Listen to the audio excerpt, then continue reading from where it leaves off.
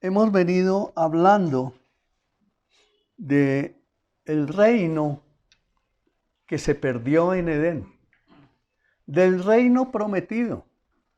Y hoy vamos a tocar, lo dividí en dos partes para que pudiéramos darle un tiempo a la visita que nos hacen, que nos honran los señores gedeones internacionales.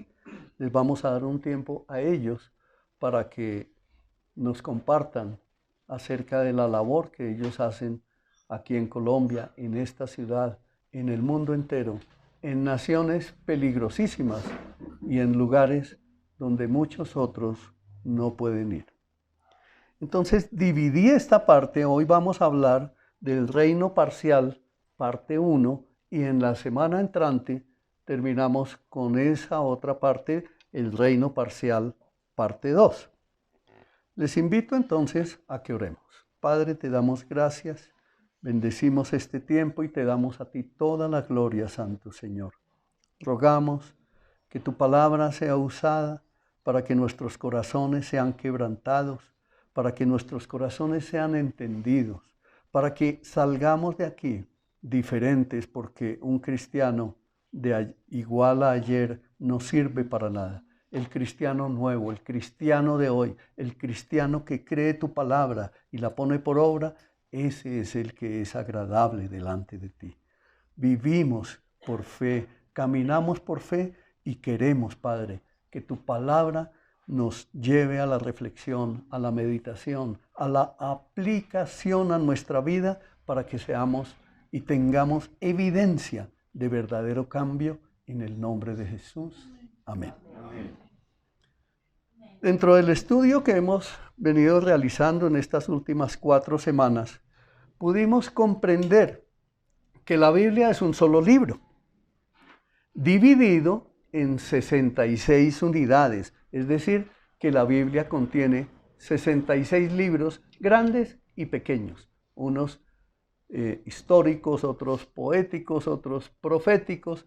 Tenemos diferentes tipos de literatura en la Biblia y por eso es que conociendo los tipos de literatura que contiene la Biblia, podemos acercarnos a ella, podemos leer con entendimiento y podemos comprender lo que Dios habla acerca de él para que seamos entendidos y podamos aplicar la palabra a nuestro corazón. Es por eso que la iglesia nos capacita. La Biblia nos habla del reino de Dios desde Génesis hasta Apocalipsis. Dios nos habla de cómo estableció el modelo del reino y nos lleva a través de un hilo conector desde Génesis hasta Apocalipsis. Un hilo que pareciera que fuera invisible, pero Él desde el mismo Edén nos está mostrando ese hilo conector hasta que lleguemos a la presencia de Él cuando nos corresponda a cada uno o cuando Él venga por segunda vez. ¿Sabías tú que el Señor viene por segunda vez? Amén. Que el Señor viene por su iglesia. El Señor viene a rescatar a los suyos, es decir, a cumplir el rescate que ya hizo. Él viene por su iglesia. Él va a levantar a su iglesia para llevarla y casarse con ella. Dios es Dios. Nosotros somos sus siervos. Dios es luz y en Él no hay tinieblas. Amén. Amén. Ese hilo conector que nos lleva desde Génesis hasta Apocalipsis nos enseña el reino perdido allá en el paraíso, el reino prometido desde que empieza a desarrollarse Génesis 3:15 y nos va llevando, nos va conectando cada día más, cada que emprendemos esa lectura de la palabra. Acordémonos que este año iniciamos recomendándole a todos y cada uno que emprendieran la lectura de la palabra desde Génesis. Y estamos en este tiempo, agotamos enero, ahora estamos en febrero, vamos por la mitad de esta temporada y queremos que ustedes lean junto conmigo esa Biblia nuevamente desde Génesis y vamos a ir entendiendo el propósito de nuestro Señor para nuestra vida. Yo he leído el Génesis muchas veces. Pero cada vez que vuelvo a leerlo, hay nuevo entendimiento, hay nueva revelación, hay nuevo consuelo, hay nueva esperanza. La fe se aumenta, la fe se acrecienta cada vez que volvemos a leer el libro de Génesis y toda la Biblia. Por eso es tan importante que tú no llegues a pensar o a decirle a alguien, no, la Biblia yo ya la leí hace mucho tiempo.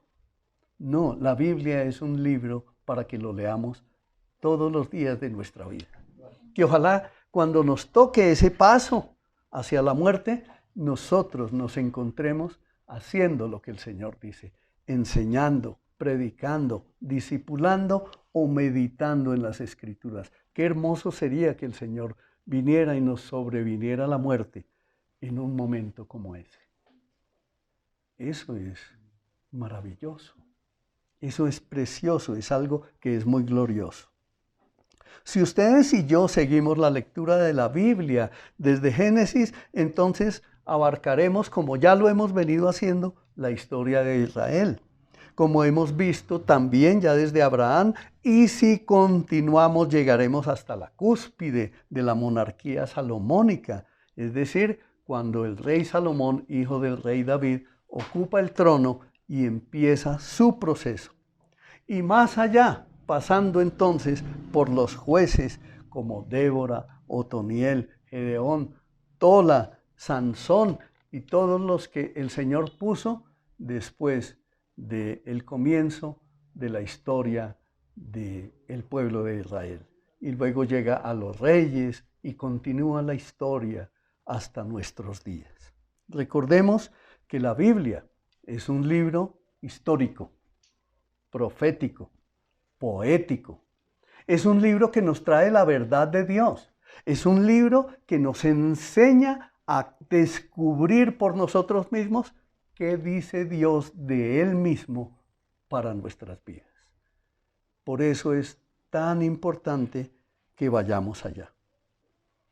Veíamos que había 5 elementos en la promesa del reino de Dios que habíamos tocado. Pueblo, ¿se acuerdan? Tierra, bendición, gracia, y hoy vemos ese 5.º elemento que es el que se añade en la promesa de un rey. Y tenemos al rey prometido, que ya vino y que es coronado y será coronado y viviremos eternamente y para siempre con él. Ok, allí tenemos que tener presente que todo el Antiguo Testamento nos debe servir para empaparnos más y más y más. Yo leo hoy Génesis, hoy leo la historia de Abraham, pero no me puedo quedar contento con que la leí una vez. Debo volver a leerla, porque cada vez que vuelvo a leerla encuentro más detalles que edifican mi vida. Obviamente el día de hoy yo no voy a leer toda la extensión de lo que tenemos que abarcar de Génesis, porque pues duraríamos muchas horas haciéndolo.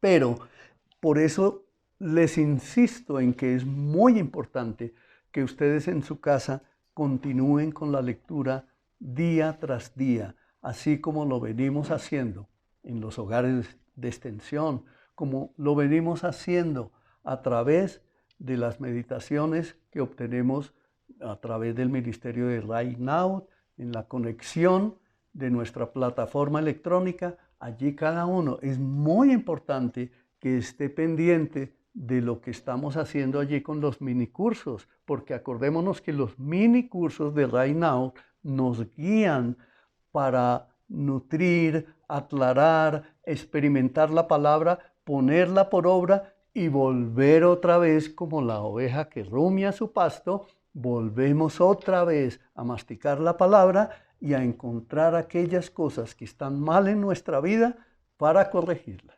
para quitarlas, para cambiar lo que tenemos que cambiar. No somos cristianos de yo me bauticé hace 25 o 30 años y ya voy a la iglesia y no hago nada más. No, nuestra vida cristiana es activa. Iniciamos el cumplimiento parcial. Abraham e Isaac. En la historia de Abraham e Isaac, leemos el relato de que sus descendientes serían una gran nación y logramos ver el cumplimiento de la promesa de Dios a Abraham, pues en las generaciones de Jacob, hijo de Isaac, nace el pueblo prometido. Pero esto no sucede fácilmente, pues en todo el tiempo de la historia vemos numerosos problemas. Así como hoy nosotros, como colombianos, no nos damos cuenta, pero somos partícipes de construir la historia futura de nuestra nación. Miren lo importante que es que nosotros seamos entes de cambio. Si tú eres un buen ciudadano, si tú te conviertes en un excelente ciudadano siendo cristiano, entonces tú estás influenciando a una generación para que el futuro de nuestra generación sea diferente. ¿Se acuerdan que les hablaba hace unos 15 días de un colegio, el Colegio Americano, que en ese momento se me escapaba el nombre, pero era el Colegio Americano, un colegio cristiano que fue fundado hace cerca de 80 años en Bogotá por la comunidad de la Iglesia Presbiteriana Reformada de Colombia? Ese colegio cristiano está en el barrio Palermo, en Bogotá. Unos sobrinos nuestros estudiaron allá. Pero ese colegio, de allá han egresado alcaldes, senadores, ministros, de toda clase de personas han salido muy bien formadas en los principios de la palabra de Dios y han dado testimonio a través de los años de cómo es que una vida de servicio a Cristo sí puede ser de influencia en las esferas sociales, políticas, económicas de nuestro país. Para eso se está preparando esta pequeña manada en este lugar. Para eso hay muchas iglesias cristianas de sana doctrina en esta ciudad. Para eso es que estamos conociendo la palabra de Dios. Entonces, sigamos construyendo historia. Así como el pueblo de Israel se inicia con un llamado, el Señor escoge a Sara, la esposa de Abraham, una mujer estéril que no puede tener hijos, y las promesas del Evangelio en ese momento entran en un gran peligro de fracaso. Porque el Señor le da la promesa a un Abraham de 75 años tenía en ese momento cuando le dio la promesa, y pasaron 25 años y no se le cumplía la promesa.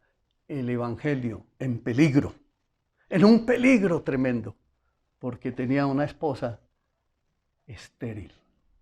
Eso debe ser algo terrible. Usted ya se está poniendo en ese lugar, se está imaginando esa historia, usted como si estuviera allá mismo. Tanto que pasan los años y Sara se le acerca y le dice, pues nada de hijo, nada de nada, porque no toma a mi sierva Agar y tiene relaciones con ella para que la promesa se cumpla. Porque definitivamente va a ser el hijo tuyo. ¡Qué tremendo! Abraham entonces decide que es tiempo de actuar por sí mismo y toma por mujer a Agar, la criada de Sara, quien le da su primer hijo, nada menos que Ismael. Eso es hoy en día toda la Liga Árabe.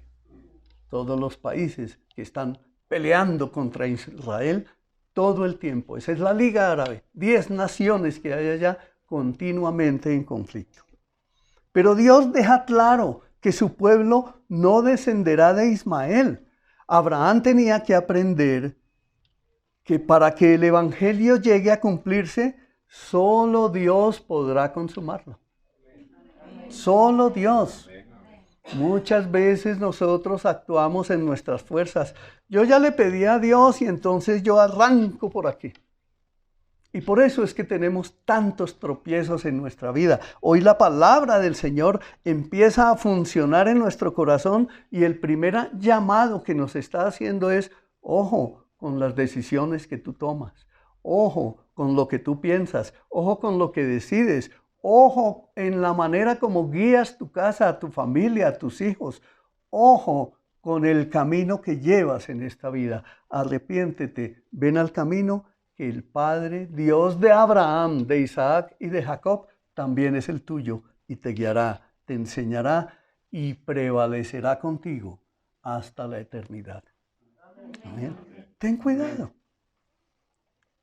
Abraham simplemente debe confiar en la promesa de Dios. Y nosotros debemos creer exactamente la misma verdad. Dios le prometió a Abraham y lo cumplió. ¿Lo cumplió, iglesia? Lo cumplió. En Efesios 2, 8, 9 nos dice, tengamos en mente que hace 8 días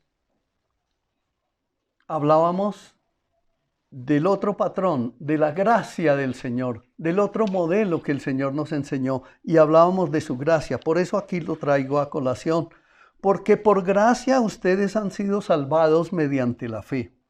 Esto no procede de ustedes, sino que es el regalo de Dios, no por obras, para que ninguno se gloríe. Abraham se casó con Sara y ellos recibieron la promesa de un hijo aún en la esterilidad de ella. Tuvieron un hijo que se llamó Isaac, el cual se casó con Rebeca, quien también resultó estéril. Y tuvieron 2 hijos, Esaú y Jacob. Luego Jacob tuvo 12 hijos con diferentes esposas y de allí vienen las 12 tribus de Israel. ¿Lo sabías? Sigue leyendo allá en tu Biblia esa apasionante historia. No solo léela, sino léesela a tus hijos. Enséñalos. En lugar de coger historietas por ahí o ponerle el celular allá para entretener al niño de 7 añitos, cógelo y empieza a leer estas historias, porque eso ministrará su corazón. Los años siguen pasando y Sara sigue sin concebir. Pero un día Dios le habla a Abraham y le confirma que a pesar de su edad avanzada, ella concebirá un hijo. Y luego sucede. Pero yo quiero que ustedes piensen en esto.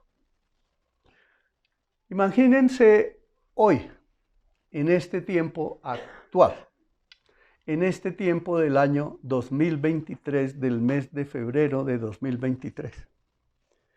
Y usted está allí con un lente que le dejaron entrar, hablemos de la clínica nueva, ¿cómo es que se llama?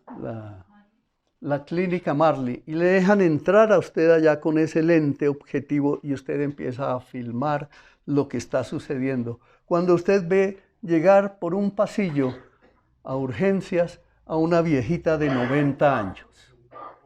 Imagínese la viejita. Usted puede imaginársela con bastón o con un andador. ¿Cómo se la imagina? Imagínesela como usted quiera. ¿Cuántas arrugas puede tener una viejita de 90 años? Yo conozco viejitas que a los 90 años hay algunas que tienen barriguita y no es raro encontrar una viejita de 90 años que tenga barriga. Y ella sigue avanzando por el pasillo cuando se encuentra con la primera enfermera y le pregunta, disculpe, ¿usted sabe dónde queda la sala de partos? Y la enfermera de pronto le dice, será la sala de geriatría. ¿Sí? Le dice, no, es que yo vengo a la sala de partos. Y él le dice, ¿es que viene a visitar a alguien? No, es que vengo a tener un bebé. ¿Se lo está imaginando usted? ¿Lo está concibiendo en su mente? Eso es algo difícil. Yo creo que la enfermera insistiría, mire señora, camine, la acompaño a la sala de geriatría. Pero luego llegan los médicos y aparecen por ahí y le preguntan lo mismo. Señora, usted está buscando la sala de geriatría, queremos ayudarle. No, señor, yo vengo a la sala de puerperio porque voy a tener un bebé. ¿Cómo les queda el ojo? ¿Cómo nos queda a nosotros poniéndonos en esa situación? Era la misma situación en la época. Por eso, cuando el Señor viene y da la promesa y Sara se ríe, muchos leemos la palabra y pasamos como a la ligera. Por un pasaje como ese, sí, pues si a Sara le causó risa, pues sí, se rió Sara y ya. Pero ahora entendemos por qué se rió, ¿cierto? Porque ella consideraba que eso era algo imposible. Pero la Escritura nos dice que para Dios no hay nada imposible. Ahora, la Biblia está llena de verdad. La Biblia no está llena de mitos. La Biblia está llena de verdad. La Escritura fue inspirada por Dios y es útil para redarguir, para enseñar, para corregir, para instruir en justicia, a fin de que el hombre de Dios sea perfecto, enteramente preparado para toda buena obra. Para eso es que leemos la palabra, para eso es que conocemos esas historias para ser transformados, porque de otra manera no lo haríamos. Al Señor le plació que fuera así y por eso Él nos dejó el gran libro. No lo desperdiciemos. Tengámoslo siempre en nuestro hogar como un instrumento de bendición para nuestra casa, para nuestra familia y para que influenciemos nuestra sociedad. De ahí que salió el nombre de Isaac, que significa sonrisa. Si ustedes siguen con la lectura en sus hogares, entonces van a encontrar que Isaac fue enviado, que Abraham envió al siervo suyo a buscarle novia a Isaac. Y fue con una serie de mandatos de parte del patriarca Abraham, y él fue y cumplió su propósito de ir a la tierra y de encontrarse con su familia, y encontró la novia para el siervo Isaac. Y cuando ustedes se acercan a leer allá, todo lo que ven ahí en esa lectura van a encontrar hechos milagrosos que sucedieron cuando el siervo de Dios habla, cuando dice lo que va a suceder y cuando el siervo llega y hace la promesa delante del Señor. Si esto sucede, si esto se presenta, y tal cual sucedió, aparece la novia para Isaac, nuestra hermana Rebeca, porque es hermana nuestra, ¿cierto? En Cristo Jesús. Ella nos está esperando allá. Allá nos vamos a ver con ella en ese tiempo. Aunque ya tendrá como unos 4000 años cuando nos encontremos.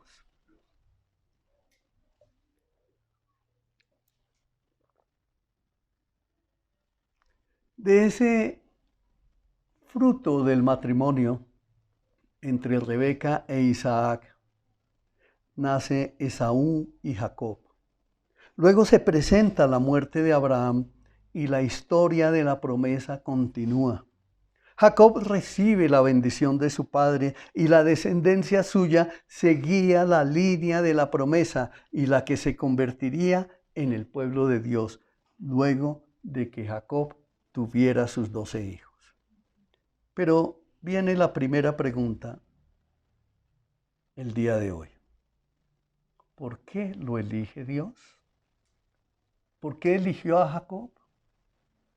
Es obvio que Jacob no es la mejor opción. Acordémonos que el nombre de Jacob, para los que no han leído la historia, el nombre de Jacob significa engañador o suplantador o tramposo. Él en su corazón traía unas condiciones parecidas o iguales a las nuestras, iglesia. Hay absoluto silencio, iguales a las nuestras. ¿Hemos hecho trampas? ¿Hemos mentido? ¿Hemos hecho suplantaciones? ¿Hemos presentado hojas de vida añadiéndoles cosas que no son? Eso se llama suplantar. ¿Ven? Entonces, Jacob no merecía que fuera apartado, no merecía la promesa, no merecía que se cumpliera la promesa en él. Con engaños él persigue la bendición de Isaac, que está allá en Génesis 27. Una vez aprendemos más un principio, una vez más que un principio que opera en toda la Biblia. Dios no elige a la gente por sus méritos. De eso debemos darle gracias al Señor y debemos darle la gloria para que nos podamos mirar a nosotros mismos y considerarnos y decir, gracias Señor, porque somos de lo más vil y menospreciado, pero a Él le plació abrirnos las puertas para recibir. Porque andábamos perdidos en nuestros delitos y en nuestros pecados. Y Él con gran misericordia nos ha extendido su amor y nos ha abierto las puertas para decirnos, vengan a mí, que yo los haré descansar. Esa es la nueva vida que el Señor promete a los que le pertenecemos a Él. Ninguno de nosotros merece pertenecerle a Él, pero en su infinita misericordia, Él nos ha elegido. En su gracia soberana nos ha elegido. Por eso Pablo en Romanos escribe, Romanos 9, del 10 al 13.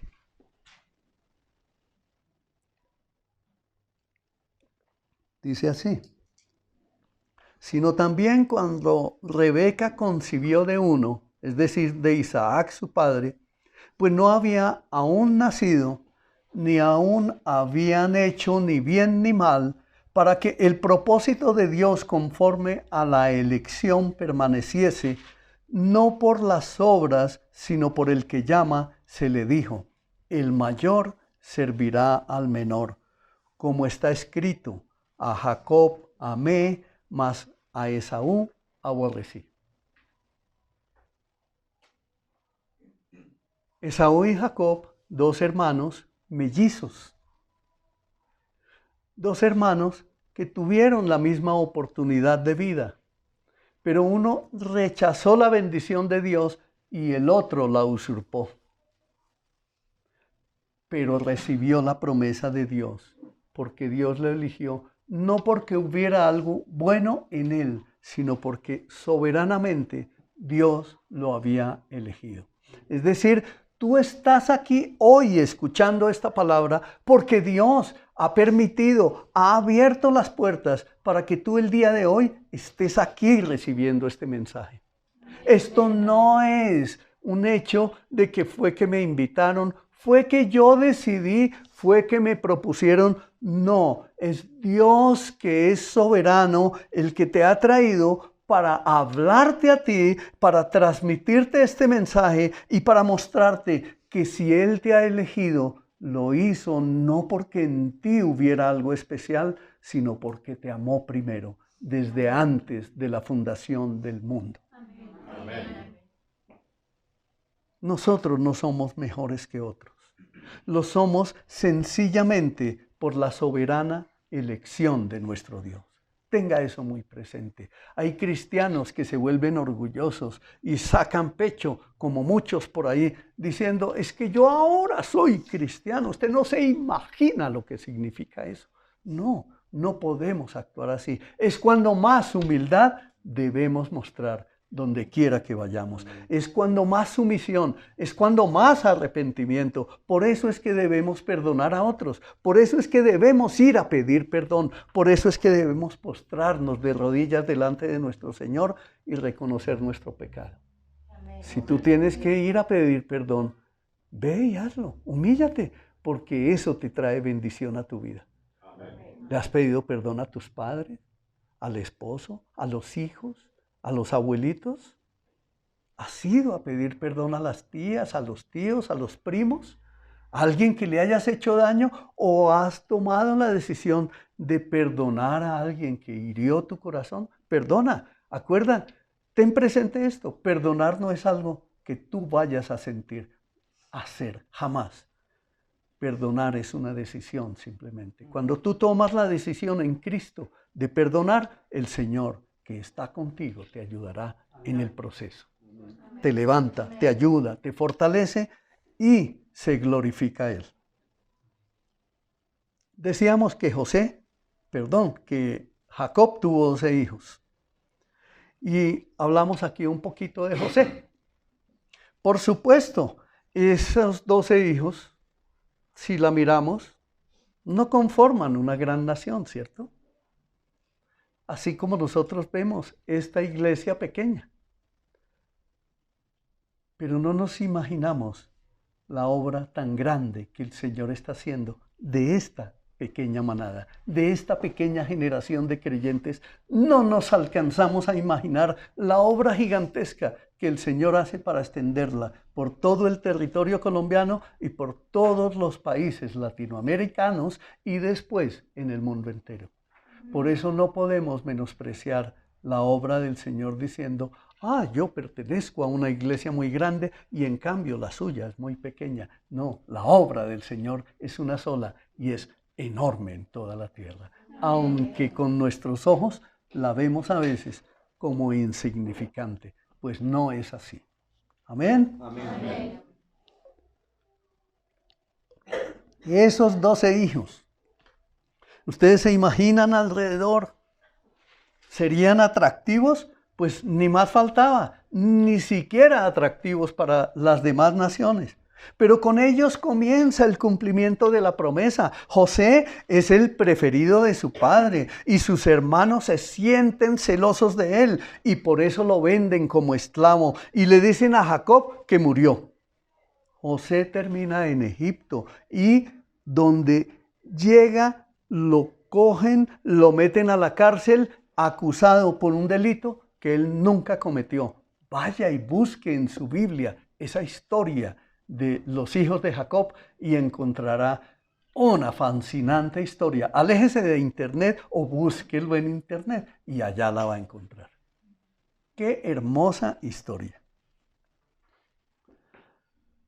Les decía José, el hijo preferido de su padre, y sus hermanos, celosos de él, deciden quitarlo del camino. Durante su estancia en la cárcel, quizá José llegó a preguntarse, ¿nos ponemos otra vez en los zapatos de él? Imagínense, sus hermanos lo acusan, lo señalan, lo persiguen, lo desprecian, lo menosprecian y luego hacen un complot y se unen y se lo llevan y lo tiran a un pozo. Después lo sacan de allí, pasan unos ismaelitas y llegan y se lo venden a ellos y se lo llevan como esclavo. Cuando llega como esclavo a Egipto, allá él entra por la gracia de Dios a trabajar en la casa de Potifar y lo acusan falsamente de haber querido abusar de una mujer que dice en la escritura que era muy bonita. Pero José huyó y esta mujer lo acusó falsamente y lo metieron a la cárcel. Pero Dios sabe lo que hace. Dios sabe lo que hace. Y aprende eso. Dios sabe lo que hace y apréndelo para ti. Dios sabe lo que hace. No mires las circunstancias de tu vida. Mira a Dios. Mira la palabra. Mira lo que Él está haciendo. Mira lo que Él ha hecho a través de la Escritura, porque eso fortalecerá tu fe todos los días. De no haber estado José en la cárcel, pues él no había conocido al copero del faraón. El copero del faraón, ¿hay alguno que no sepa lo que significa un copero? En esa época, el copero del faraón o el copero del rey era el que probaba el vino antes de que lo tomara el rey. ¿Por qué? Porque en esa época los reyes eran muy perseguidos para envenenarlos. Y una manera en que los mataban eran poniéndole veneno en el vino. El copero del rey tenía una vida de muchísimo riesgo. Y muchos coperos morían en esa época porque los reyes eran perseguidos continuamente para matarlos. Ese copero, una vez libre, le contó al faraón de la habilidad que tenía José para interpretar sueños. Y la corte real entonces convoca a José que de manera correcta va e interpreta los sueños del faraón, previniéndolo contra una hambruna venidera. Entonces José es liberado y puesto por Dios como primer ministro de Egipto, de modo que toma todas las medidas necesarias para proteger a la nación de una hambruna que había sido anunciada por Dios.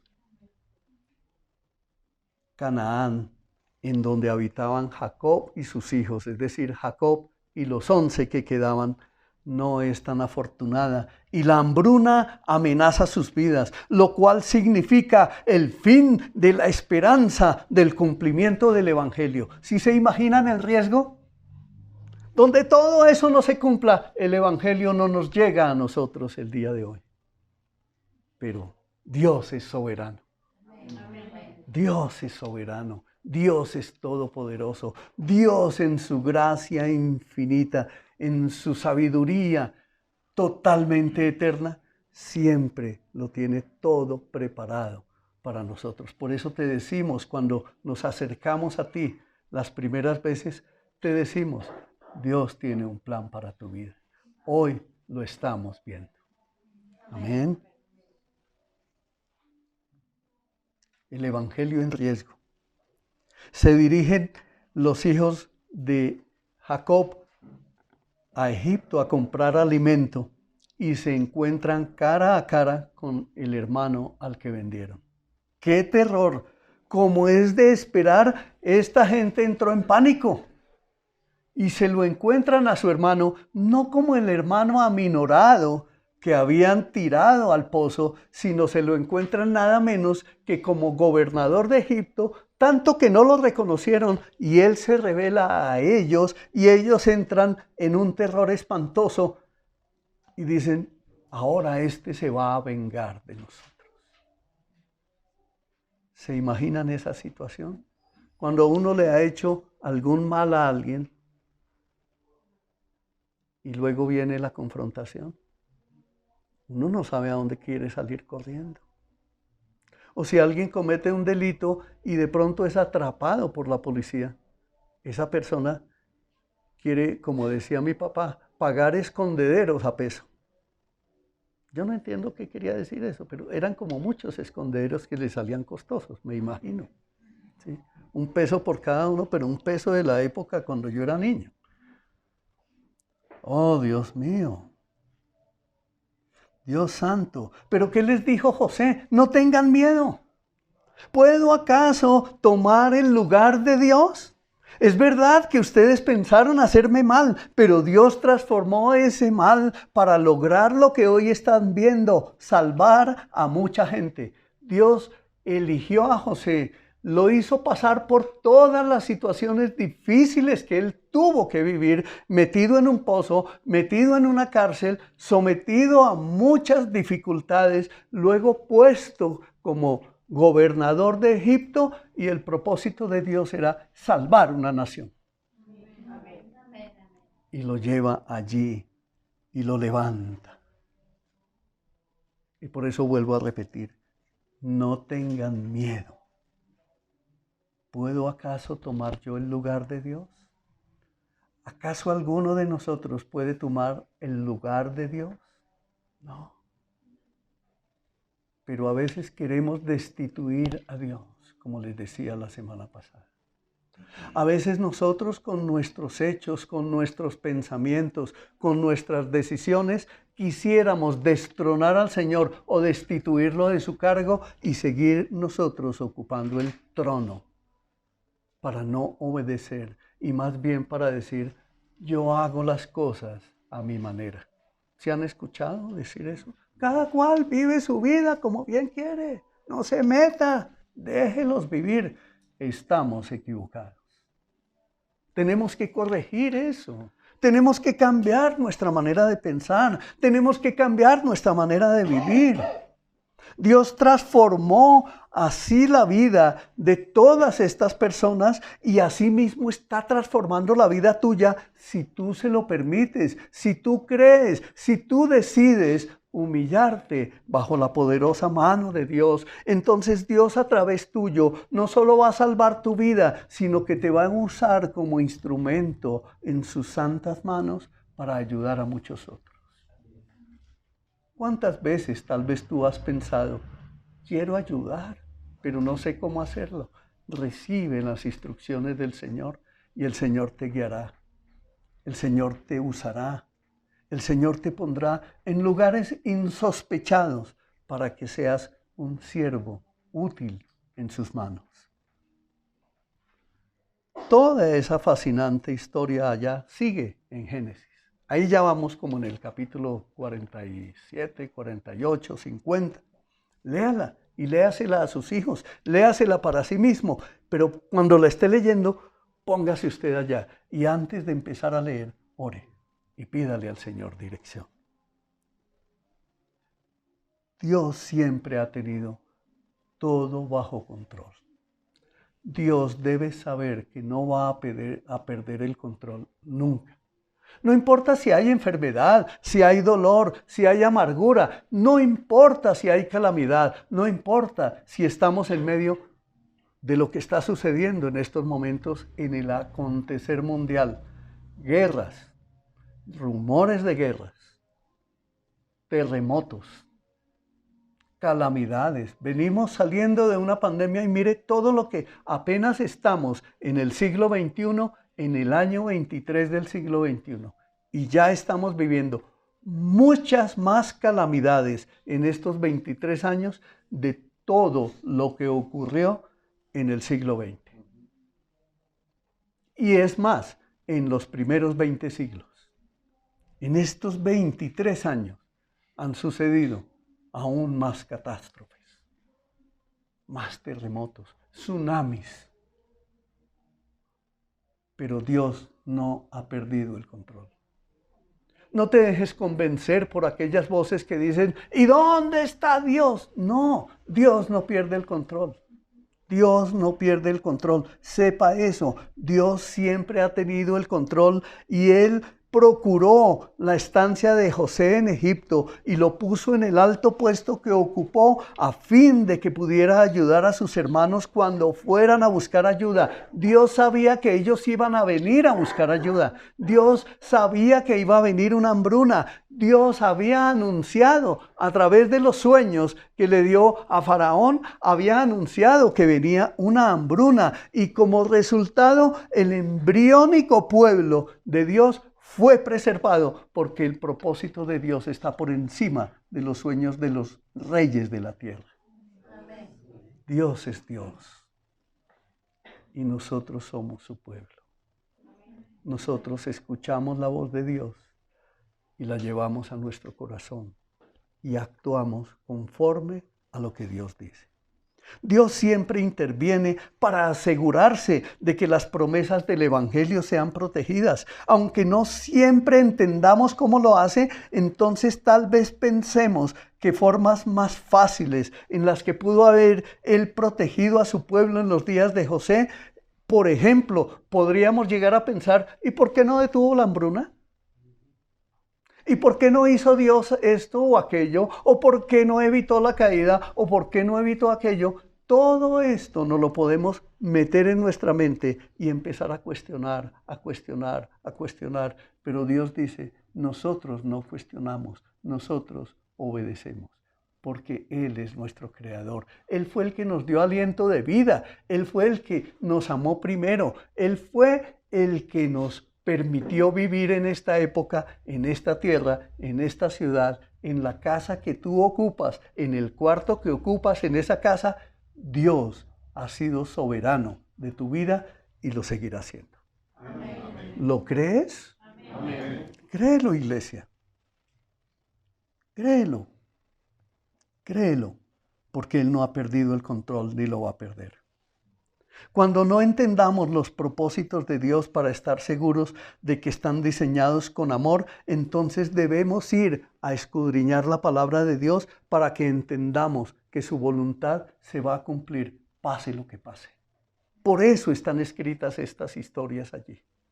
Por eso Dios permitió que tuviéramos el gran libro, para nuestra instrucción, para que cuando entremos en aflicción, cuando entremos en temor, cuando entremos en angustias, vayamos a Él, porque Él está listo, presto, presente, no ha perdido el control y quiere guiar tu vida para que sea mejor, para que sea muchísimo mejor de lo que hemos vivido hasta el día de hoy. Amén. Dios no se va a estar quieto contigo. Amén. Otro titulito que puse yo aquí: yo soy el que soy. Jacob y su familia viajaron a Egipto para estar con José y se establecieron allí. Al principio del libro del Éxodo se narra cómo sus anfitriones esclavizaron a sus descendientes y los trataron con crueldad. Después de que murió ese faraón que los recibió, que le dio el cargo a José, pasaron 400 años.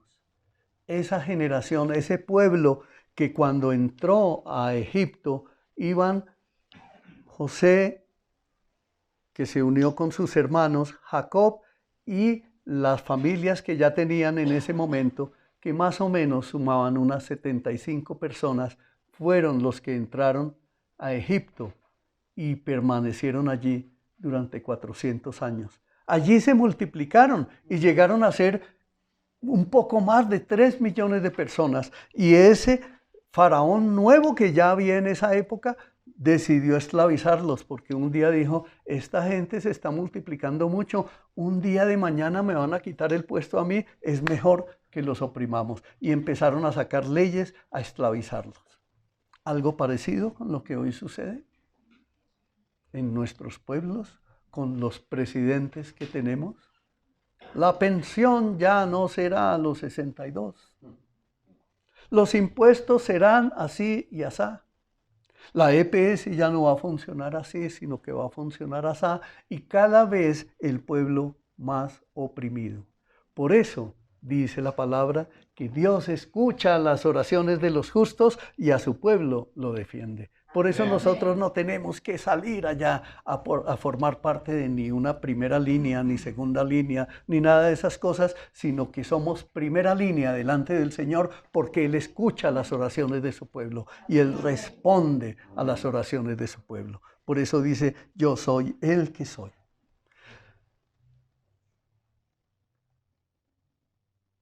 Han de ser su pueblo, como Él lo prometió, y eso lo cumplió. Dios debe liberarlos. Al paso de muchos años de cautiverio, esta gente empieza a clamar, empiezan a rogar, empiezan a pedir al Señor que recuerde su promesa de liberarlos. Cosa que Dios escuchó el clamor de ese pueblo y decide liberarlos. Se lamentaban, gritaban, lloraban pidiendo ayuda. Sus gritos desesperados entonces llegaron a oídos del Señor y Él decide enviar el continuar de su promesa de salvación. Él se acordó del pacto que había hecho ¿con quiénes? Con Abraham, con Isaac, con Jacob. Y fue así como Dios se fijó en los israelitas y los tomó en cuenta. Miremos qué nos dice allá en Éxodo 2, del 23 al 25. Lo corroboramos con la escritura que dice: aconteció que después de muchos días murió el rey de Egipto, y los hijos de Israel gemían a causa de su servidumbre, es decir, de la esclavitud, y clamaron. Y subió a Dios el clamor de ellos con motivo de su servidumbre. En otras versiones dice de su esclavitud. Y en el 24 dice: y oyó Dios el gemido de ellos, y se acordó de su pacto con Abraham, Isaac y Jacob. Y en el 25 dice: y miró Dios a los hijos de Israel, y los reconoció Dios. Dios inicia su operación de rescate al aparecerse ante Moisés en medio de una zarza ardiendo, en el monte Horeb, otro nombre para el monte Sinaí. Y le dice que se presente ante Faraón con la demanda de libertad para su pueblo. Y también le revela un nuevo nombre suyo a Moisés. En Éxodo 3:14, el Señor le responde a Moisés y le dice: yo soy el que soy. Y dijo: así dirás a los hijos de Israel: yo soy, me envió a vosotros. ¿Está el Señor en control? Está en control, totalmente, totalmente. Hoy el Señor está en control de tu vida. Hoy el Señor te trajo para hablarte esto y te está diciendo: tranquilo, ¿qué angustia tienes? ¿Qué preocupación? ¿Has sido afligido, maltratado, perseguido? ¿Estás en escasez? ¿Estás en aflicción de espíritu? ¿Te abandonaron? ¿Te pisotearon? ¿Te humillaron? ¿Perdiste el trabajo? No has perdido nada. Si tienes al Señor, lo tienes todo en esta vida. Amén. En hebreo, el llamado tetragramatón, que es el nombre que en hebreo se escribió con las letras YHWH. Acordémonos que en el hebreo no hay vocales, ¿cierto, Juan? No hay vocales. Eso hace imposible precisar cuál es la palabra exacta para el nombre de Dios. Algunas versiones antiguas lo tradujeron como Jehová. Los eruditos del tiempo moderno tienden a hablar de Yahvé. Pero cuando la palabra de Dios se menciona en otras versiones, por ejemplo como las españolas, siempre aparece como Señor. Dios no estaba usando para sí, cuando le habla a Moisés, Dios no estaba usando para sí un nombre común. Parece dar a entender que ningún nombre puede abarcar su carácter. Si deseamos saber quién es Él, entonces tenemos que verlo actuar a través de la historia. Y para eso nos dejó la Biblia, y nos dice, en lugar de decir yo soy el que soy, el Señor hoy nos dice: yo soy el que soy, pero también yo soy el que seré. Yo soy el que seguiré siendo. Es decir, Dios existe desde la eternidad, existe hoy, seguirá siendo mañana. Yo soy el que soy. Él es eterno en el tiempo y por eso es que tú tienes esa gran facultad, esa gran posibilidad de que como hijo de Dios te puedas acercar a Él, porque Él siempre está presto para escuchar tu oración. Eso es una bondad que no tiene ningún sistema religioso del mundo, solo el pueblo cristiano. Dios decide hablar a través de su pueblo. Ese es un privilegio maravilloso que todos nosotros tenemos.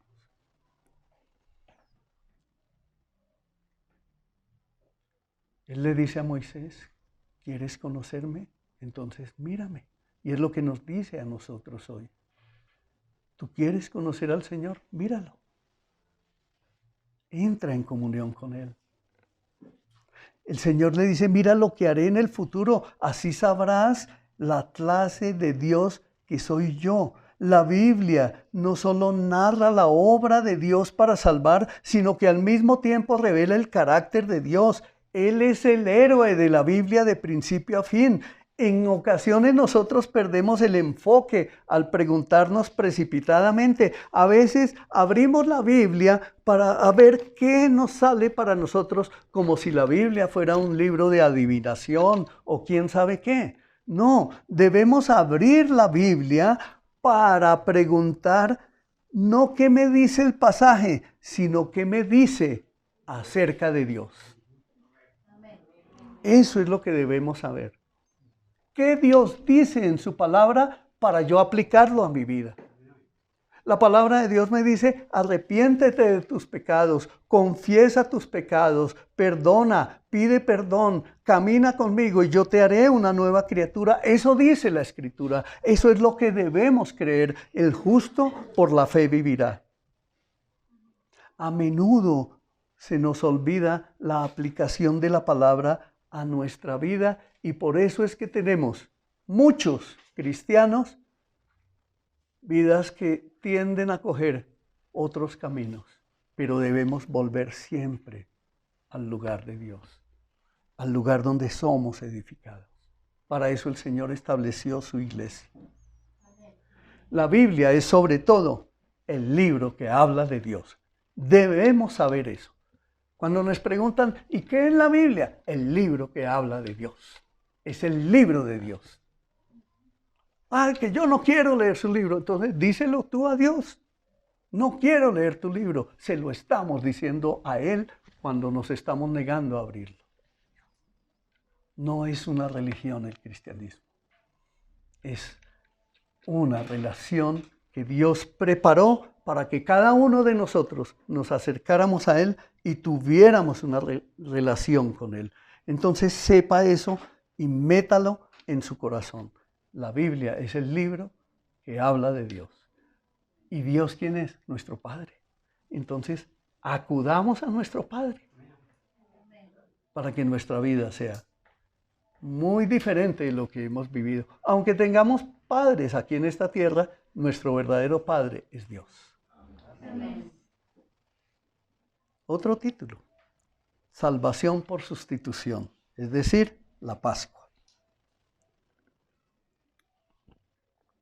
Moisés se presenta ante Faraón y le transmite la orden de Dios de liberar al pueblo. Con este gran acto salvador de Dios en el tiempo del Antiguo Testamento se le enseña a los israelitas un principio muy importante. Dios salva por sustitución. Y esta es una preparación para un mayor acto de rescate en el cual la Pascua solo es una sombra. Tal como el Cordero de la Pascua, acordémonos que los judíos celebraban la Pascua que Dios les enseñó cómo debía hacerse. Y ellos tomaban un cordero que tenía que tener unas características especiales. Era un cordero apartado, un cordero tierno, un cordero de menos de un año, un cordero que no tuviera ningún defecto, era un cordero perfecto. Esa es una simbología de nuestro Señor Jesucristo. Y Jesús murió como sustituto porque nosotros éramos los que deberíamos haber estado allí para ser sacrificados por nuestros propios pecados. Pero Él murió y lo hizo una sola vez y para siempre, como lo declaró Juan el Bautista cuando lo vio, Juan 1:29. He aquí el Cordero de Dios que quita el pecado del mundo. Entonces, mis hermanos, no es una coincidencia que Jesús muriera en la temporada de la Pascua. Él murió porque, ¿se acuerdan lo que les decía del comienzo? Venimos con un hilo conductor donde el Señor nos va guiando a través de la historia, mostrándonos todo el proceso del cumplimiento de sus promesas. Pues ahí está el hilo conductor. Cuando Juan ve venir al Señor, acordémonos que ellos dos eran primos hermanos, él lo ve venir y él estaba bautizando. Juan el Bautista estaba bautizando allá en el río y ve venir al Señor Jesús y en ese momento le es revelado y por eso él expresa, he aquí el Cordero de Dios que quita el pecado del mundo. A eso vino Jesucristo, a quitar el pecado que está enraizado en nuestra mente y en nuestro corazón. Dios es el que salva, Dios es el que redime, Dios es el que justifica y envió a su Hijo para cumplir su propósito en cada uno de nosotros. Amén. En Mateo 26, del 18 al 19, nos dice, y él dijo, id a la ciudad de cierto hombre y decidle, el maestro dice, mi tiempo está cerca, es decir, el tiempo del sacrificio, el tiempo de la Pascua. En tu casa celebraré la Pascua con mis discípulos. Y en el 19, y los discípulos hicieron como Jesús les mandó y prepararon la Pascua. Si se dan cuenta, estamos hablando de promesas hechas en el Antiguo Testamento, es decir, 3000 años antes pero aquí estamos viviendo 3000 años después, pero para nosotros lo que estamos leyendo es 2000 años después de este cumplimiento. Cuando Él envía a los discípulos a buscar el lugar para la celebración de la Pascua, era el tiempo en que Él ya iba a ser entregado para ser crucificado en la cruz. Nosotros, ustedes y yo, sabemos que ese tiempo se cumplió hace 2000 años. Y nosotros somos esta generación que está conociendo esta verdad y somos la generación del resucitado, del que ascendió a los cielos y del que está sentado a la diestra del Padre. Es decir, el cumplimiento de la promesa para nosotros es muchísimo más gloriosa, es muchísimo más grandiosa, porque nosotros tenemos la evidencia histórica, bíblica, de que esa verdad se cumplió. Por lo tanto, no podemos poner en duda la palabra del Señor jamás.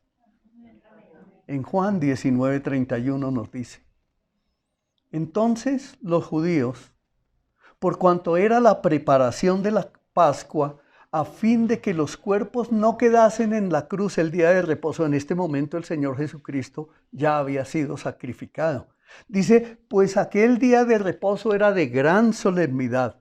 Rogaron a Pilatos que se les quebraran las piernas y fuesen quitados de allí. ¿Por qué? Porque era día de reposo. Pero a nuestro Señor Jesús acordémonos que a Él no le partieron las piernas, porque la Escritura proféticamente 850 años antes había dicho, y sus huesos no serán quebrados. Ahí estaba cumpliéndose una profecía. ¡Qué maravilloso! Entonces el rescate del pueblo de Israel prefigura la libertad más grande que Jesús obtiene al morir en la cruz.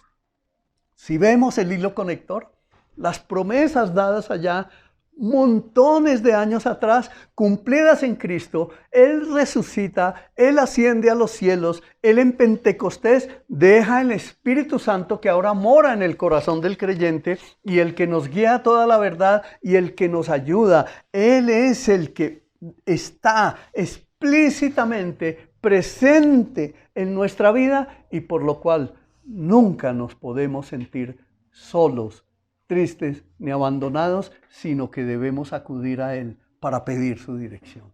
Porque la Escritura nos dice, yo los guiaré a toda verdad. Amén. Pablo nos dice en 1 Corintios 5:7, limpiaos pues de la vieja levadura, para que seáis nueva masa, sin levadura como sois, porque nuestra Pascua, que es Cristo, ya fue sacrificada por nosotros. Nosotros no estamos en el tiempo en que va a morir Cristo, estamos en el tiempo en que nuestro Jesucristo ya murió, en que Él ya pagó por nuestros pecados. Nuestros pecados fueron perdonados una sola vez y para siempre. ¿Cuáles pecados? Los que cometiste en el pasado, los que cometiste hoy, los que no has cometido todavía y los que cometerás en el futuro. Esos pecados, Jesucristo nuestro Señor con su sacrificio en la cruz ya te los perdonó. Y por eso es que dice, el justo por la fe vivirá. Y esto no por obras para que ninguno se gloríe, sino que es gracia y favor de Dios sobre nosotros. ¿Lo crees? El justo por la fe vivirá. Eso es lo que debemos creer cada uno de nosotros. Eso es lo que debemos entender, que si el Señor ya me perdonó, entonces yo ¿por qué vivo acusándome? ¿Por qué vivo lamentándome? ¿Por qué vivo arrastrándome como si yo cargara quién sabe cuántas cargas en mi vida? No más, no más. Eso tiene que terminar. El entendimiento en tu vida que fuiste abandonado, que fuiste abusado, que fuiste golpeado, que fuiste violado, que abortaste o qué sé yo, esas cargas entrégalas al Señor y ven y camina con Él, porque en la vida nueva en Cristo es nueva, es grande, es gloriosa y es maravillosa. Y Él te llena de fuerzas nuevas para que sigas en este camino, en esta vida.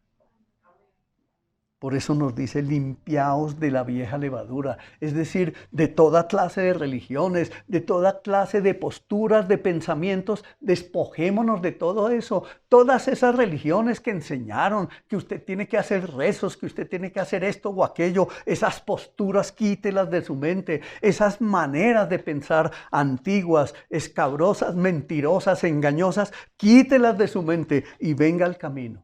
Y no se deje engañar, porque en este mundo hay montones de falsos profetas enseñando herejías y cosas horribles. No se deje engañar. Venga al camino. Otro título.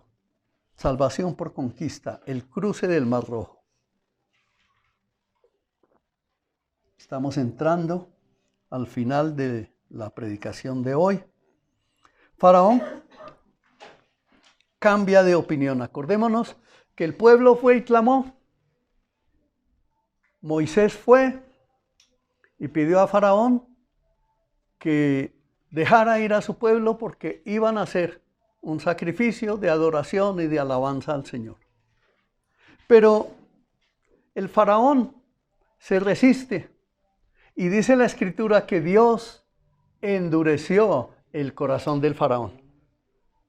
Y resulta que en ese proceso le envía las 10 plagas, la plaga de las moscas, la plaga de las tinieblas, la plaga de las ranas, y nada que se ablandaba el corazón del Faraón, hasta que le convirtió las aguas en sangre.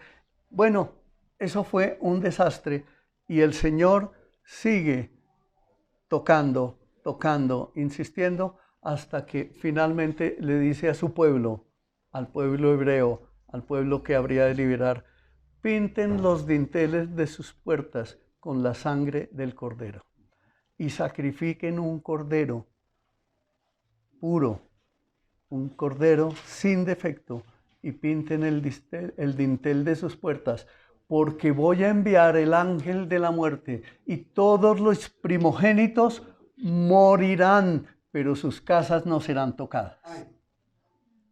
Amén. Así sucedió. Y el pueblo fue liberado. El pueblo huye. Y cuando el pueblo huye, el faraón entra otra vez como en reacción y dice, uy, se me están escapando. No los voy a dejar ir, y les envía su ejército. Y ellos están llegando a la orilla del Mar Rojo y voltean a mirar y ven al faraón con su ejército, con sus caballos, con sus armas, persiguiéndolos. Y el pueblo de Israel sin un palo para defenderse. ¿Se imaginan esa situación tan caótica de miedo, de pánico? ¿Y saben qué sucede? El faraón está a boca de jarro alcanzándolos, prácticamente para exterminarlos. Una situación que no es halagüeña. Los israelitas se enfrentan al Mar Rojo, llegan y se enfrentan con la orilla del Mar Rojo y detrás el ejército. ¿Qué hacer? ¿Has enfrentado situaciones así en tu vida? Donde miras para atrás y no hay nada que hacer. Donde miras para adelante y no hay nada que hacer. Miras a los lados y no hay nada que hacer. Pides ayuda y no obtienes nada, o no tienes a quién acudir. Dios es soberano. Y miren lo que sucede. Los israelitas carecen de poder para salvarse a sí mismos. Pero Dios interviene a su favor, divide el mar y lo cruzan a pie, pero cuando los egipcios lo siguen, el mar regresa y los ahoga. Ahora el faraón sabe con certeza plena quién es el Señor. Dios derrotó al opresor de su pueblo, a quien salvó, y se reveló a sí mismo como el Dios soberano, más poderoso que las fuerzas humanas y que la naturaleza misma. Ese es el Dios que quiere ser tu Padre. Ese es el Dios que tú tienes. Ese es el Dios que te defenderá en toda circunstancia, hoy, mañana y para siempre. Es el Dios que vive contigo, es el Dios que te ama, es el Dios que te cuida, es el Dios que está pendiente de ti, es el Dios que te ve, es el Dios que te ve, que tiene su mirada puesta en ti. Acordémonos que la palabra dice mueva su brazo y mire su sombra. Levante su mano y vea su sombra. Por favor, hágalo. Hágalo conmigo. Si ve su sombra ahí, ¿la ve? Hágalo, crea. Eso es tener fe, muévala. El Señor dice, yo soy tu sombra a tu mano derecha. ¿Tú puedes quitar tu sombra? No puedes. Él está contigo para siempre.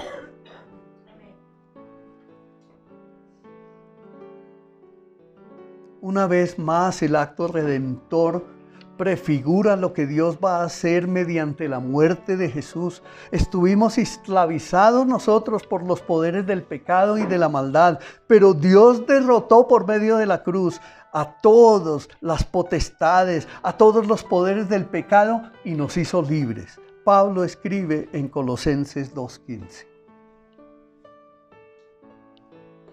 Y despojando a los principados y a las potestades, los exhibió públicamente sobre ellos en la cruz. El pueblo de Dios, en vez de irse directamente a la tierra prometida, ahí nos volvemos a meter en la historia. Los israelitas van a encontrarse con Dios en el monte Sinaí, donde se le apareció a Moisés, como les decía, en la zarza. Y Dios les dice en Éxodo 19:4, vosotros visteis lo que hice con los egipcios y cómo os tomé sobre alas de águilas y os he traído a mí. Eso mismo te dice Dios a ti hoy. Qué angustia, qué preocupación, qué situación adversa puedas estar viviendo. O puede que no estés viviendo, pero que pueda que llegues a vivir mañana. Nunca te olvides de acudir a tu Señor, porque Él te salvará, Él restaurará, Él hará nuevo todo en ti. Por medio de su acto salvador, Él así como libró a los egipcios, lo hará contigo y lo seguirá haciendo con las generaciones venideras hasta que Él vuelva. Amén. La promesa de hacer de ellos una nación se cumplió, pero aún falta mucho por venir. El éxodo de Egipto no es el clímax del libro, cuyo título se le da incluso más adelante. El éxodo ocupa los primeros 18 capítulos de ese libro, pero el resto del libro se enfoca en la dádiva de la ley y el establecimiento del tabernáculo. Entonces Dios no solo libera, Dios también exige y también se acerca. Ten eso presente. Él desea bendecirte. Amén. Dios no solo libera, Dios también exige y Dios también se acerca. Él desea bendecirte. Tenlo presente.